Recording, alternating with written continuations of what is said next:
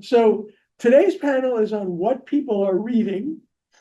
And I want to introduce our panelists. And then the first question is really for them to tell you a little bit about themselves and how they became readers. So on the far right, we've got Nic Anderson. Nic's an SOU alum in creative writing. Melissa Anderson is a librarian here on the library faculty at SOU, and Natalya Smith is a criminology student. So we've got a wide variety. And let's see, Nic, would you just introduce yourself?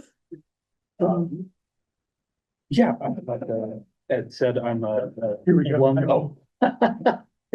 Gotta have the mic. Yeah, I was using my New Jersey voice, but now we'll put on the microphone. Can you hear me? Yes, right. Like Ed said, I'm an alum of SOU. I currently work over at Bloomsbury Books. Wonderful, wonderful job, wonderful bookstore, a staple of Ashland. And as far as like just reading interests are concerned, pretty wide variety. Anything from poetry to fiction to political philosophy tends to be where if I read nonfiction, that tends to be where I stick. But just anything that's kind of weird, intense, odd, maybe uncalled for. I tend to be very, very attracted to as far as reading is concerned. Sure. Hi, yeah, I'm Melissa, and I am one of the faculty librarians here and chair of the library program. And Ed, you wanted to know how we became readers, or yeah, what we read, how you got interested in books? What's your genre? Okay, great. I think I can answer all of those. So I've been a voracious reader my whole entire life. I was the kid in your class who always won the bookathon because I always read the most books, and the kid who also was begging her mom to drive her to the library in the summer so I could check out the maximum amount of books that they would let me check out. My elementary school would only, this is like such a crime, but they gave out passes to go to the library at recess, but they would only give you one pass per day. So you couldn't go to the library on every recess. You had to pick one and go on that. But luckily I got pneumonia when I was 10 and was sick and was considered too frail to be outside in the cold. So they let me go to the library for all the recesses, and it was the best thing that ever happened. So that was me, like that. I've always been that kind of a reader, but I really read all genres pretty much. I mean, some more than others. I don't read a ton of horror or like Westerns, but I have even read those. So I wouldn't even say it's a hard never for those. Probably for me, I do a ton of professional reading. So I read a lot of things about pedagogy and about librarianship and about, I do a lot of literary criticism and things like that, but for my job. But when it's time to do recreational reading, I read mostly fiction, a few nonfiction books a year, but mostly fiction. And although I do occasionally read poetry and short stories, I read mostly novels. That's really my thing. So pretty much any genre of novel, but mostly novels. And maybe I would even say the longer, the better. I like those big, meaty novels. And unsurprisingly, my dissertation was on Victorian novels because that is what they are, those big, meaty novels. So that's sort of me as a reader. And I'd love to hear from you. Yes, I'm Natalya. I'm a first year student here at SOU. I'm a criminology major, and I do a lot of reading. I've always been a big reader. In high school, I was like 8 to 12 books a month. I read normally novels. Since getting to college, I've been reading a little bit less than that, like 6 to 8 books a month, probably. I read mostly horror, a little bit of like high fantasy, so George R.R. Martin, that sort of thing, and a lot of nonfiction for like my classes, but also a teacher will mention a book in a class that they're using. It might not be required reading, but I'll search it out and read it anyways. So that's kind of how I got into reading, was because of my great-grandparents, and I'm from Eastern Oregon, and there wasn't internet out there until like last summer, so reading was kind of the best pastime. All right. Well, where are you from in Eastern Oregon? Grant County. Okay. So I was gonna ask how your reading preferences have changed over the years. As you've sort of matured or changed or gotten new interests. Um, what sort of influences have changed the way you've read? We'll start with Natalia this time, since you're right here.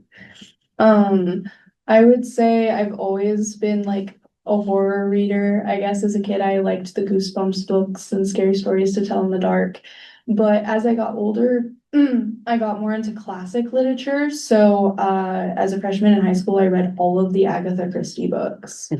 Um, and then my history teacher had a huge influence on my reading of nonfiction books. And I read a lot of nonfiction through high school of World War One, World War Two, civil rights has been like a big interest of mine. So I'd say those are like major influences for me. Yeah, I don't think my preferences have changed that much, probably. I mean, I too went through an Agatha Christie phase, I think when I was around middle school age and loved those. I think I read them all and I go through phases and where I'll be, following up one thing. I probably started reading classic literature pretty young, and that definitely what influenced me to go into my field, which started out as English literature and then ended up turning into librarianship later. I'm influenced by sort of things around me and certainly, recommendations from friends and from, things that I read about and things like that. I also will, kind of pick a theme for a while and read a lot of things on a theme. Maybe if I'm going to travel somewhere, I might start reading like everything I can about that place or novels that are set in that place. Or I might pick a time period and just read a whole bunch of historical fiction about that time period, but it's more like it kind of ebbs and flows and it goes through phases between, not so much a change from like I used to read mysteries and now I read, romance or something like that, but more like ebbs and flows over time. Yeah, I'd say I started a lot with like the Magic Treehouse books when I was younger, and I loved those to death. And I think it had mostly to do with like I liked a lot of the play with because those books are trying to be like informative to like history as best they can. So I always kind of found that interesting, and so I sought out books that were maybe more historically grounded for a little bit, but they were fiction. Um, as my preferences have gone on, the way I tend to pick my books is kind of, because I write on my free time, and so I'm very much into the craft as much as I can be. And so I kind of follow like the trail of like writers who like mention writers that they like.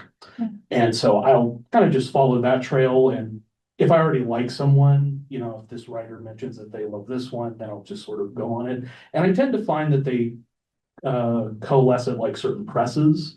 So like New Directions, recently Wakefield Press is very good. They're publishing new translations of previously out of print material that was important to a lot of the people that I really love.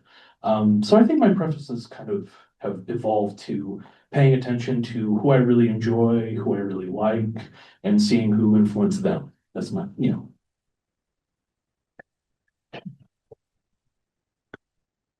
Yeah, and the sort of follow-up question is, how do you find out about new books that you might want to read?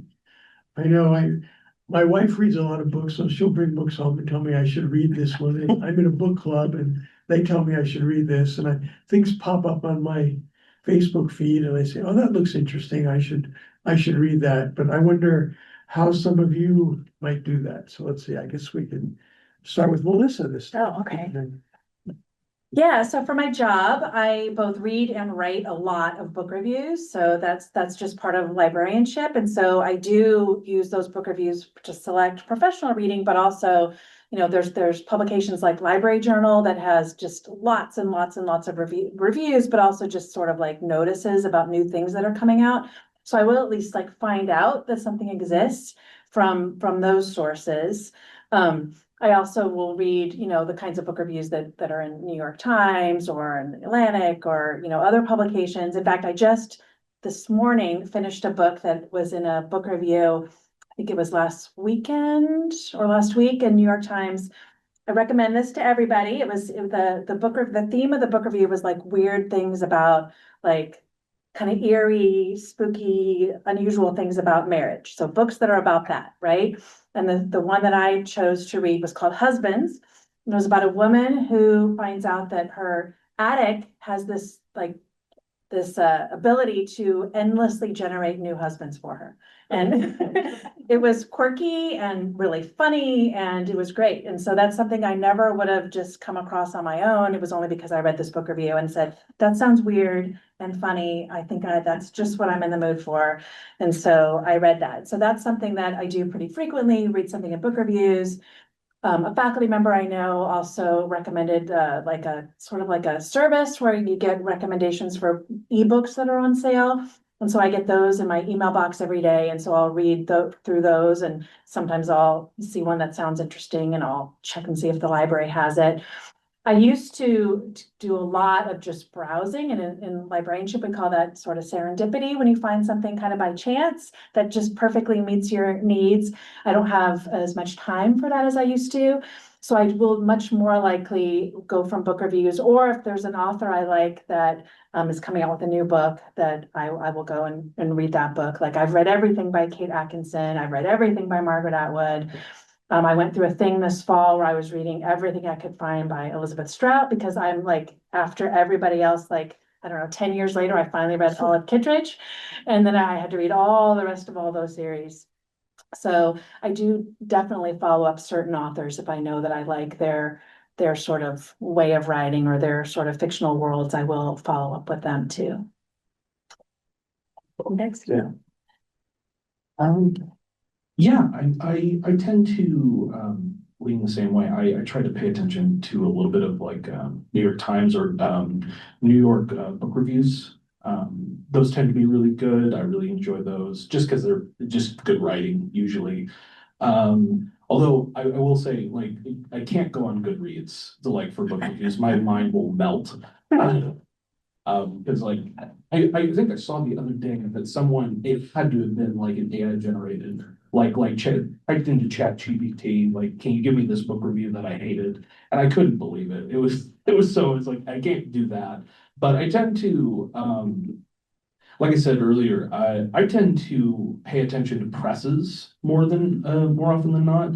If I already like a press and they have authors on there, translated or not, that I already like, chances are I'm probably going to like whatever they put out. New Directions was a really good example of that. They put out really good stuff. Back when Tyrant Books was still kind of around, they put out some great stuff. And recently Wakefield Press, like I said, is wonderful.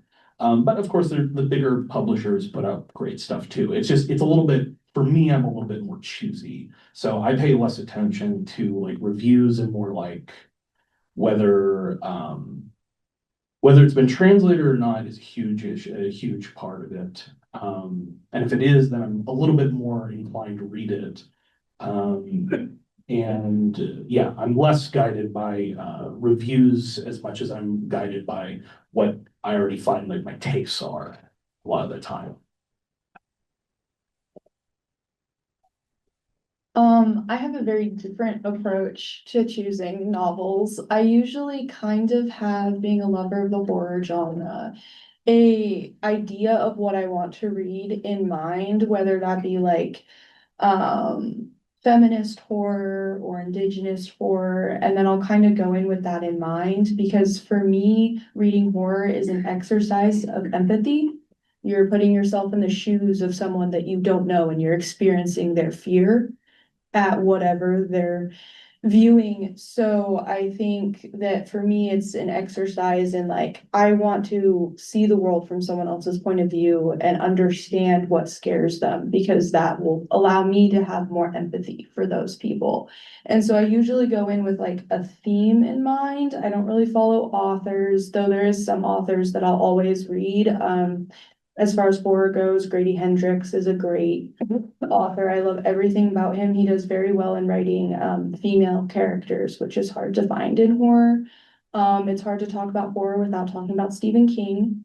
I have a love-hate relationship with Stephen King. I do not read everything he's done, but he does have some great ones. But yeah, I kind of just have a theme in mind, and then I'll go and search for books that fall into that. All right, I'm pleased that nobody said they just read whatever Google tells them. Um, And, but I particularly enjoy getting recommendations from my book club because they tell me to read, they get me to read things I wouldn't otherwise look at. And I'm often discovering new writers that way. So the next question is about how you might share your book, share your reading with others. And I know my wife does Goodreads, and she does a Goodreads challenge where she picks a number of books she's going to read in a year. And I remember last year between Christmas and New Year's, she was panicking because she only had a week to read 10 novels. So I had to encourage her to find short books. But do you use Goodreads? Do you post reviews on Amazon? Do you just sort of tell your friends? I know in the library, there's a new books area where librarians make suggestions about what might be read. So I'm gonna start with Nic, I think. So I'm sure Bloomsbury has a So staff choice. yeah, so at Bloomsbury, this is like a good like microcosm of it.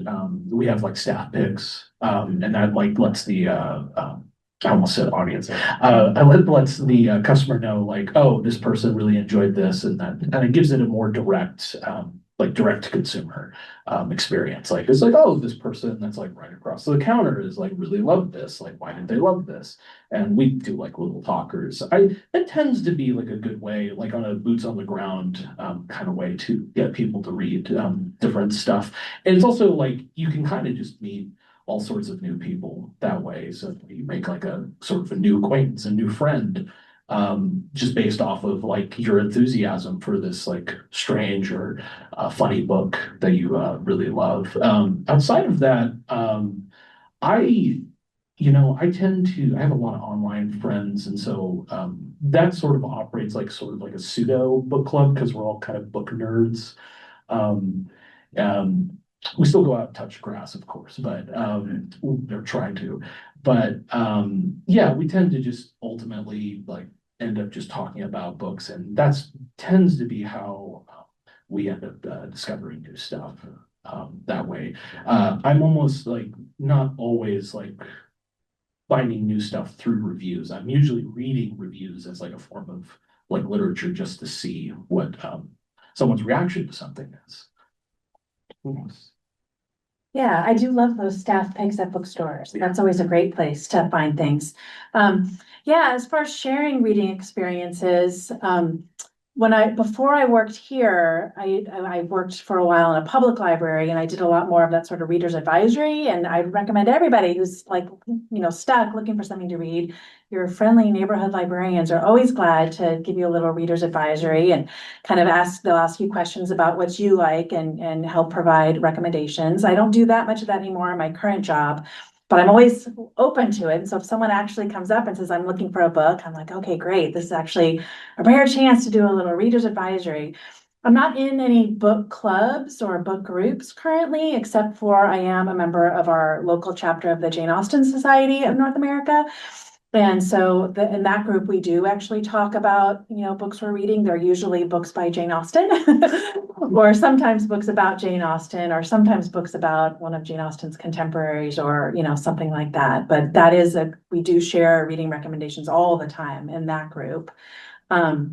And then other than that, I would say definitely with friends informally, I will, talk about what I'm reading and both ask for recommendations and share recommendations. And then kind of like you online, oftentimes I'll know someone who will post something on Facebook or Instagram or wherever, and they'll be asking for reading recommendations or sharing their reading recommendations. And I'll usually chime in because, again, that's sort of a rare opportunity to do a little reader's advisory.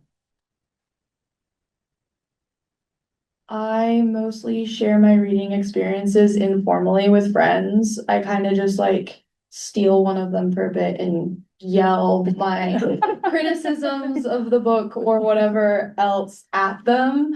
But also in class, a lot of times we'll read and we kind of share as a group. And from that, I've met people that also read similar nonfiction. And so informally with them as well, like recommendations and stuff like that. But mostly just informally for me, I'm a college student. I'm very busy. That's fair. All right. So what's a book that you've read recently that somehow exceeded or defied your expectations? Maybe it was better than you thought it was going to be, or maybe it let you down. Maybe it puzzled you in some way or totally confused you. Any way you want to take this question. I guess we can go back. Most recently, a book that I read that was very difficult to get through is Slewfoot. It's a horror novel based in 1600s Massachusetts around witches and the witch trials. I just found that I did not enjoy the cadence that it was written in. It was very confusing. There's a lot of moving parts, and they never really came together at the end. Which was kind of sad because it was a very, it's very hyped up book. A lot of people have been talking about it a lot, and I was excited to read it. And so it kind of shocked me that so many people were like, oh, this is like my best book that I read in 2025. And then I pick it up in January and I'm like, I didn't like it. Well, I was hoping to maybe follow that up with something that I really loved that I didn't expect to love, but it's easy. There's lots of books I love very much, but I do also, if I'm trying to answer this question, but what surprised me, I guess it would be surprising me that I didn't love it. And that would be just like last year or the year before, I think. I was hearing about this trend. I think it was because I read actually a book review about these books that they take place in Japan and they're like in a cafe and there's like a magic thing that happens in the cafe, like someone is going to magically, sometimes someone like travels to another place for like an hour, sometimes someone is in search of something from their past and it gets magically found for them. I mean, it's always in like a cafe and there's always some magical element. And like I said, I read a review. It said these were a super hot trend. Everybody loved them. And I thought, wow, I love magic realism. I'm really interested in Japan. Like, this sounds like it's going to tick all of my boxes. I talked to a librarian friend who said she loved them. And I was like, wow, okay, great. And I read, I think, 2 or 3 of them. And then I'm like, this is not my genre. I am not loving these. And I don't even know what it was about it, except that the stories just felt kind of flat and didn't really give me what I thought I was going to get from that experience. So I think I didn't even finish the last one. And sadly, I know a lot of people love these, but for me, it was just not my thing. And I really strongly believe, and if it's not your thing, you do not have to feel shame in saying, I'm not going to finish this book. And so I didn't, and I did not continue that trend. I think a book that surprised me in a way that I didn't expect it to was a book that just came out, and I'm still going through it. I should make that clear. It is a very large, thick book, and it requires a lot of attention. But I'm just, as I've gone through it, I'm about halfway through. It's a book called Schadenfreude. It recently translated from Germany. And I went into it expecting it to oh great, another book about this big, postmodern romp, whatever, which I'm fine with. It's more I have expected it to be okay, this is going to be fun, impressive, whatever. But I was actually very shocked. It is a lot more, weirdly, a lot more readable than I expected. It still requires a lot of attention, but it was not anywhere near what I expected it to be in terms of prose styling and how it what's the word? how it presents itself. It's a lot closer to Beckett than anything that I expected from like, if you've read like Pynchon or Gass or any of those postmodern writers, which I've grown more like distant towards over the years. But I was just really, I was having a lot of fun with it. It's very wild, very out there, way more out there than I expected it to be. So yeah, it was still a great book. Yeah. Can I do another one? Yeah, sure. So I have to have a positive one, right? I can't just say something negative because I do love to read and want everybody to read as much as they possibly can. So yeah, so I swear this was before everyone started talking about the new movie, but just a little while back, I was actually doing some professional writing about the Brontes, and I reread Wuthering Heights for the first time in probably 10 or 15 years. I'd read it multiple times when I was younger in grad school and things like that, but I hadn't actually read it again in a really long time. And I never loved it. I love Jane Eyre and I love some of the other Bronte work, but I never loved Wuthering Heights. And I read it much more deeply because I had to write about it. And it surprised me because I had forgotten, I guess, in all these years, just how completely crazy the narration is. Like, it's the weirdest way of telling a story like ever. You've got like your main unreliable narrator that's then got within that narrative like another unreliable narrator, and within that one there's another unreliable narrator, and then if you keep going there's like another unreliable narrator. And I mean, it's just like totally nuts like way of writing a story, and it's crazy and it's great. I mean, it's genius, right? So reading it again and not trying to read it for the great romance or whatever, and just like I really getting into it for the style and the like way of telling a story. I got so much more out of it than I ever had before, even in grad school, and it definitely surprised me. It was a different book than I had thought it was. All right, and I'll throw one into a book that disappointed me. I came across a review of this book called The Index, which was a history of the book index over many centuries. And I figured, well, that's got to be fascinating. And there were some good points to it. I learned about a short story that was written in the form of an index, where reading through the index, you get basically the plot of the story. And then I also read about a writer who left a note, left his sort of, signed his book when he gave a copy to Norman Mailer, but he signed it in the index under Norman Mailer's name because he knew that was the first place he would look. So there were some good little anecdotes there about indexes or indices. But on the whole, the book felt sort of padded in the beginning, and I finally got tired of it. So that sort of brings me to my next question. How long do you give a book before you give up on it if it's not working for you?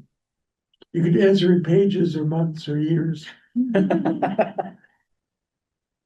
I never give up on a book. I will hate read a novel if I have to.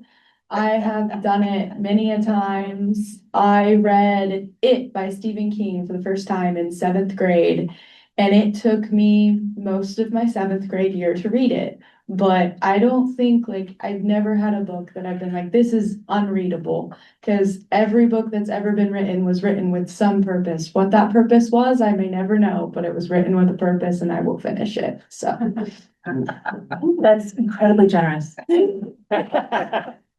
I am not that generous. I would say that I check out a lot of ebooks from the library, and so you get those for about 21 days. So that's probably how long I will give a book. And if it hasn't grabbed me within those 21 days and my checkout expires, that's probably it. I'm not going to check that book out again. There are books that I've read like 90% of and then just didn't finish because it was just not doing it for me. And then there's other ones that I read a page and I'm like, nope, not going to continue with this. But there are a lot of books. I will also hate read sometimes. And especially Yeah, well, I teach a class on Jane Austen and we read a lot of, we talk about a lot about the adaptations and retellings of Austen because there are many, it's a whole genre in and of itself. And so I read a lot of those because I want to be able to talk to them about them to my students. And some of those are really bad. But I will finish those. If it's an Austen retelling and I'm gonna talk about it in class, I will definitely actually finish it, even if it's terrible. And some of those really have been terrible. But there are some good ones too. But yeah, I would say probably for me, it's that 3 week mark when the book expires. I'm not gonna renew it if it's not got me. I tend to give a book about 50 pages. 50 pages seems like a good mark for, and then that applies to like, you know, that applies less to like poetry collections because that's just kind of the poetry collection. Short story collections similarly, like maybe I'll pluck around in it for a little bit, but just a regular like novel or like a piece of nonfiction, maybe like I said, philosophy or whatever, I'll give it like about 50 pages. And if by that point, and that 50 pages could take whatever, that could be a day, that could be a week, that could be 2 weeks, you know, depending on my reading schedule. If nothing has grabbed me in that, I'll do one of two things. I'll either shelve it and be like, I'll come back to this a little bit later, give it a couple months, a year, and try again. And sometimes that's worked. Sometimes that's worked really well. It's like, oh, what was I missing here? This is actually really great. Or I'll know pretty sure within those 50 pages, like, this isn't for me. And I'll just give it to like a free little library, go to the used bookstore, and help them out. So.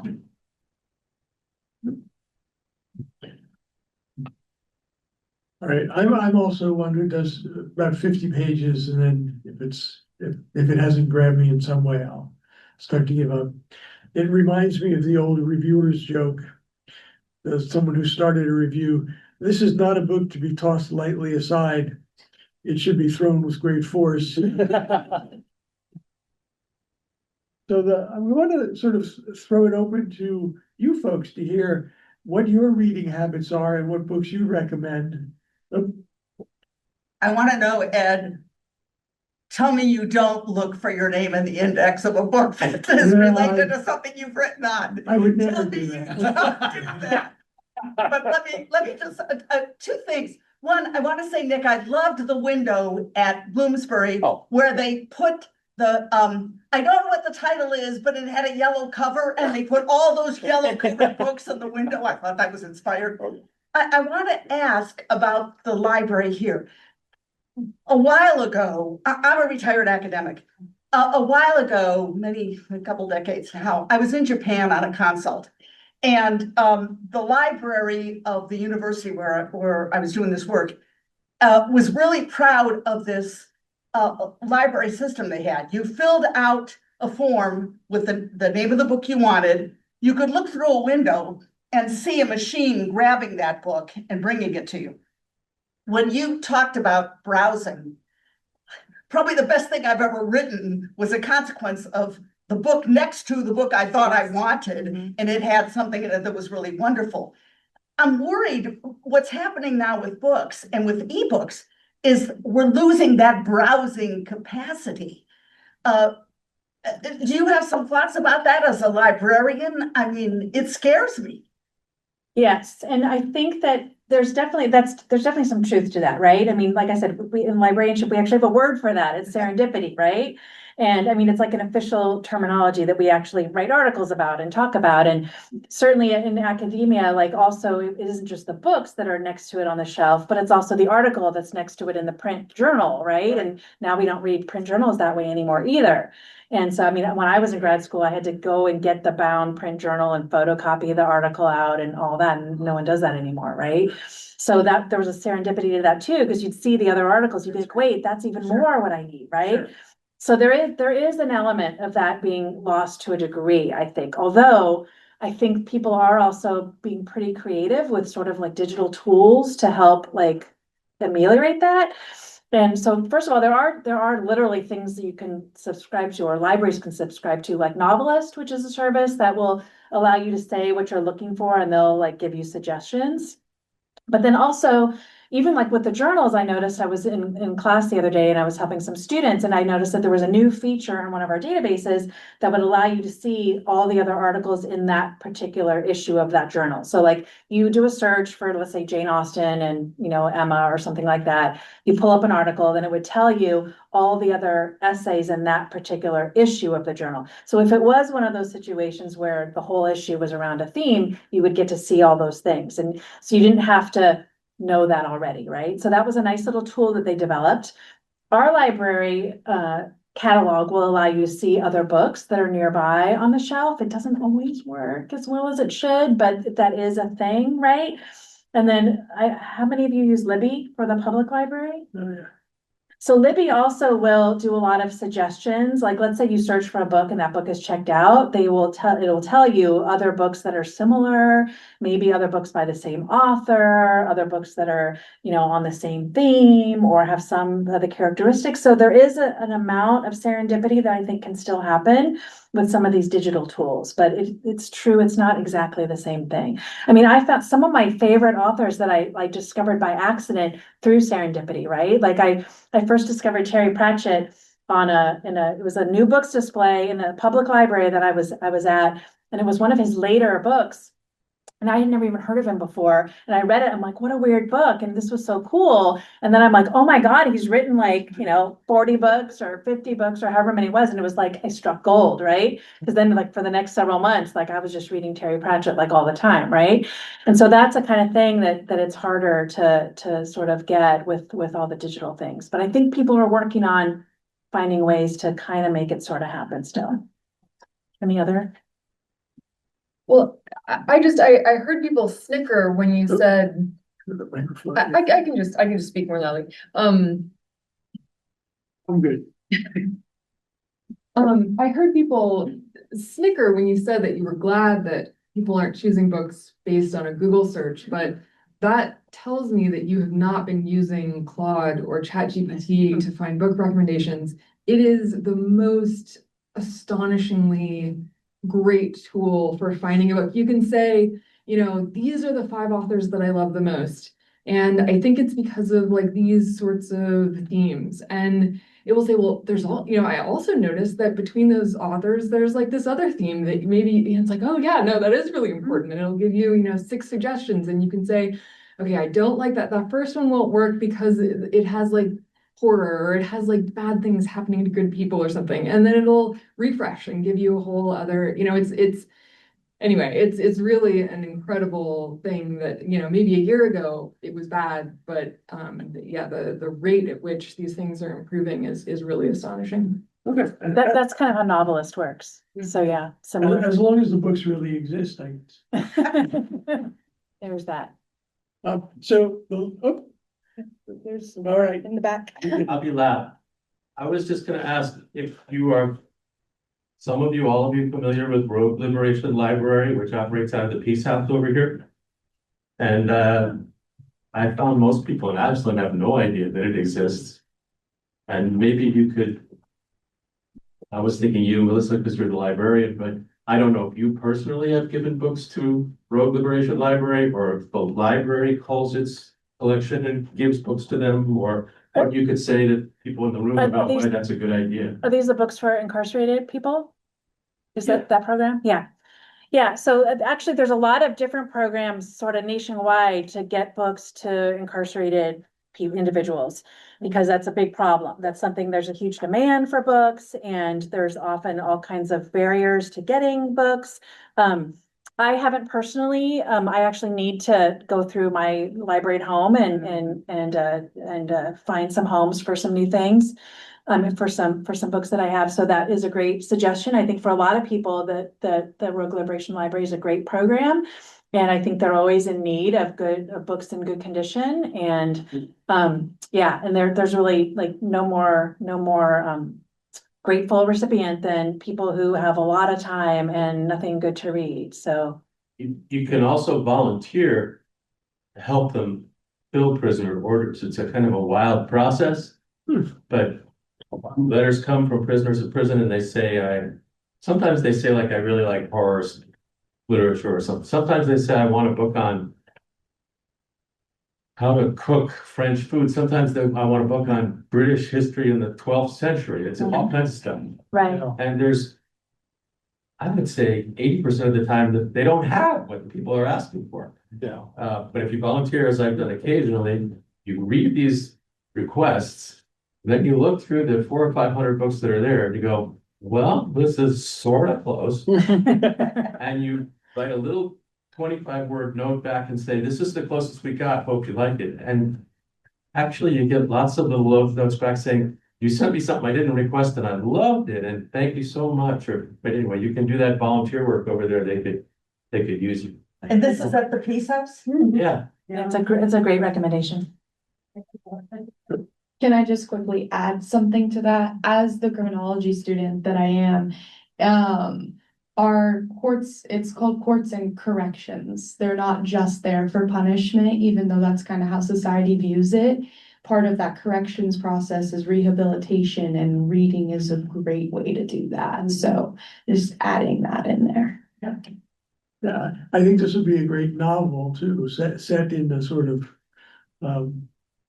Liberation Library.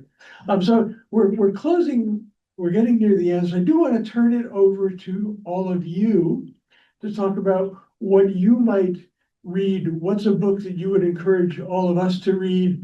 Where do you find your books?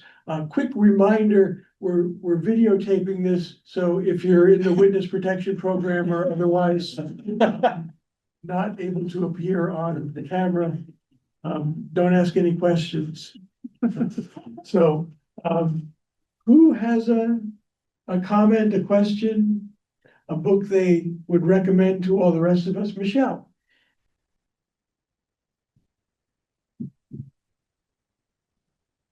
I'm not gonna throw it.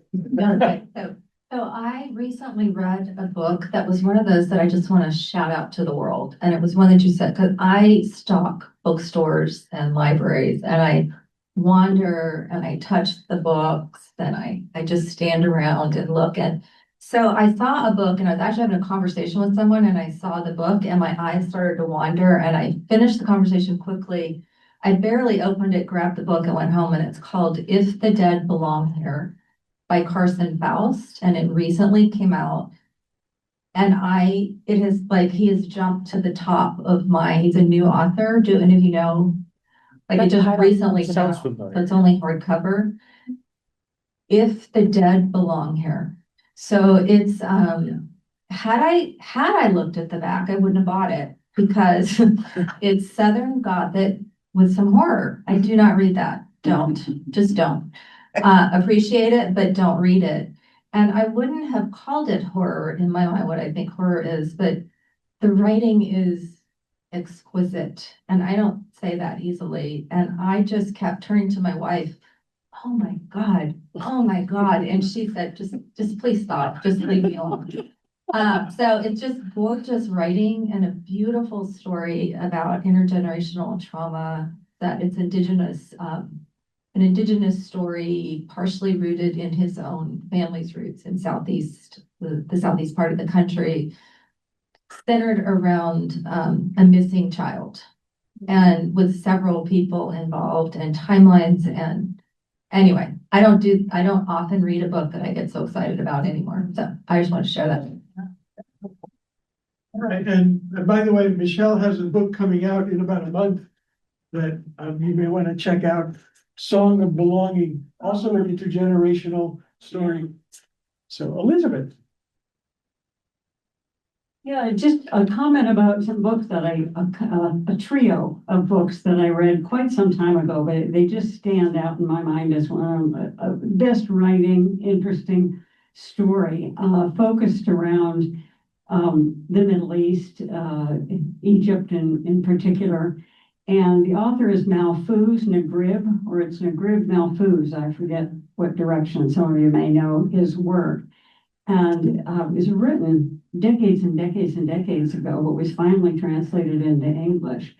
And with magnificent writing, the translation obviously did service to what the author had accomplished back when. And it starts, the first one is called Palace Palace Walk, and then Palace of Desire, and then Sugar Street. And it takes 3 generations in this Egyptian family, and follows them over a long period of time, kind of like what Patterson has done with some of his works, but even more exquisitely written. But I have a question, and it probably goes mostly to Melissa, but others as well, and that is, do you notice trends on what people check out in terms of books in any relation to what's going on in the world around us? So we focused a lot on novels in this conversation, but I find myself needing to read a novel in between reading some really serious pieces to try to understand what is going on in our society. So I'm just wondering if you see trends over time in terms of what's going on and what people are checking out. And what's being published. Right, well, that too, I mean, yeah, I think probably Nic is gonna be the better person to answer this question, because I don't work in circulation, so I don't necessarily see everything that people are checking out. I would say that what's being published, I do pay more attention to, because I order a lot of the books for the library.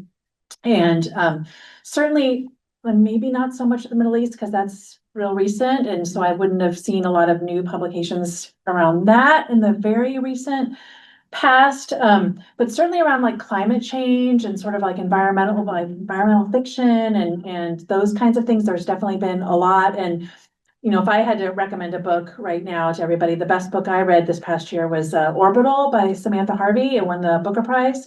And it's very short, unlike most of the books I read, it's very short, but it's really beautiful, and it's kind of a meditation on like life on Earth and those kinds of things, because it's the takes place in space, or astronauts in space looking down at the Earth. So I've definitely seen trends in publishing around things that a lot of people are talking about, like climate change and things like that. But as far as what people are checking out or buying, I wouldn't know as much about that. Yeah, I would say over half of what is sold at Bloomsbury Books, as far as I can tell, is fantasy. Fantasy and sci-fi tends to be what sells the most. That's what people are really going for. The other part of it would probably be nonfiction that probably has to do with like current events, or as current events as you can get, whether it have to do with our current situation in this fine country, or having to do with like international issues, such as stuff going on in the Middle East, such as Palestine, or current issue in Iran. But yeah, generally speaking, like people tend to be more attracted to fantasy. They do also go into horror and sci-fi. Romance sells a lot too. So it tends to be more towards like anything that is kind of pure escape. That tends to be what people are really focused on. And it's not to say that there's plenty of fantasy and sci-fi that deals very directly with like climate change, like very specifically, but it tends to be more focused on like escapism. Right. I can speak to the younger generation a little bit here. At least a lot of the people I'm around, even the books that they're reading that is fantasy and that sort of thing, there's a lot of themes of what's currently going on. And I know a lot of people in my generation are going back and reading books that have been banned, which is a big deal right now. And so that, and a lot of nonfiction. I recently just read Unforgiving Places, which is a nonfiction novel that came out this year. And it's about the gun violence epidemic in America. So I would say like the younger generation, while there is a lot of that fantasy and stuff, there has been focus on going back and learning from past published work. I guess I'm more like the younger generation. One of my students years ago speculated that she was noticing that there was a period when there was a lot of utopian fiction, early 1900s, late 1800s, and wondered whether when things got really bad, people went to fantasy and utopian fiction, and when things were okay, they tended to move in the direction of dystopian fiction. And I don't know if that's true, but I was like, well, somebody should look into that. Yeah. So That is good. I have a suggestion, a book that I'm enjoying, and it's sort of, this is one called The Politics of Language. And it's written by two philosophers. One's a philosopher of language and the other's a social philosopher. And I'm reading about 5 pages a day because it's philosophy and linguistics. And there's only so much of that you can do in one day, but it's really good. And when I finish it, I'll have to read it again. So other recommendations? Question for Nick. Oh. And it has to do, I have a pretty loud voice. It has to do with translation. You mentioned reading things in translation. I'm a medievalist by training. Yeah. And I'm always, I hate reading anything in a language that I don't read in the original. I didn't like teaching things in languages that I couldn't read. How do you know that you're getting a good translation? Or do you only read translations from languages that you know? That's a good question. Sorry.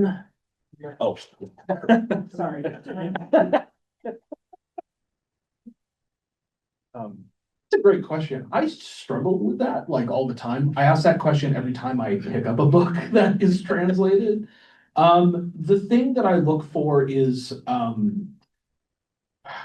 if it's a book that's been translated multiple times, what I'll do is I'll compare translations, and we were actually talking about this before we started, where I tend to try to find if I can see the translator's introduction, and they'll usually talk about like the kinds of decisions they made. If I'm not comfortable with those decisions, then I tend to avoid that. But if I'm really interested in the book, I'm kind of just gonna get down with it. I don't really mind reading books from languages that I don't speak myself. I think it's important to just engage with material that I'm not usually used to. So if that means that some of the cadences of the original is lost, but I still get to enjoy the imagination of the author, I think that's like for me the most important part of it. So that's a good answer. Yeah, I remember reading a note by the translator of 100 Years of Solitude, and no, 100 Years of Solitude, and he said that he chose 100 because he wanted something more specific than any old 100 years, and he chose solitude rather than loneliness because it was a more abstract notion. And Garcia Marquez liked his translation better than the original, is what he said. Oh, wow. That may have just been publicity. We have one more time for one more question or comment, and then I want to close with the land acknowledgement, which we do at all of our events. One more, something to read, something to stay away from, a place to find books. Anybody here? Yeah.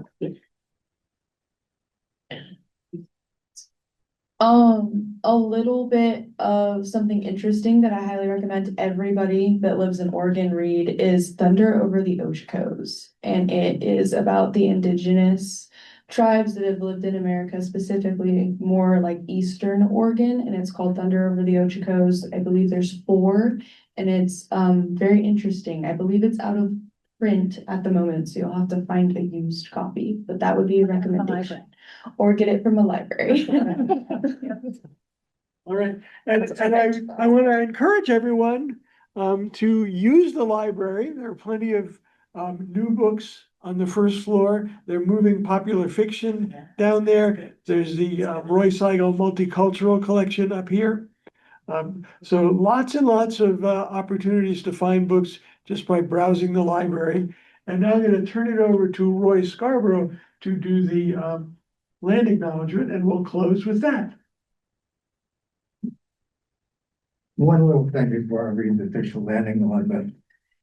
Has anybody gone back to read books from their childhood? I got a copy of Dr. Seuss. It happened on Mulberry Street, and I love it. Plus, it's going out of print. Anyway, the Friends of the Hannon Library take this moment to acknowledge that Southern Oregon University is located within the ancestral lands of the Shasta, Takelma, and Magawa peoples. who lived here since time immemorial. These tribes were displaced during the rapid Euro and American colonization, the gold rush, and armed conflict between 1851 and 1856. In the 1850s, the discovery of gold and settlement brought thousands of Euro-Americans to their lands, leading to warfare, epidemics, starvation, and villages being burned. In 1853, the first of several of these tribes were one more time. In 1853, the first of several treaties were signed, confederating these tribes and others together, who would then be referred to as the Rogue River Tribe. These treaties ceded most of their homelands to the United States, and in return, they were guaranteed a permanent homeland reserved for them. At the end of the Rogue River Wars in 1856, these tribes and many other tribes from Western Oregon were removed to the Siletz Reservation and the Grand Ronde Reservation. Today, the Confederated Tribes of Grand Ronde Community, Oregon, and the Confederated Tribes of the Siletz Indians are living descendants of the Tacoma, Shasta, and the Gawas peoples of this area. The Friends of the Hannon Library encourage you to learn about the land you reside on and to join us in advocating for inherent sovereignty of Indigenous peoples. Thank you for listening to that. And thank you all for coming.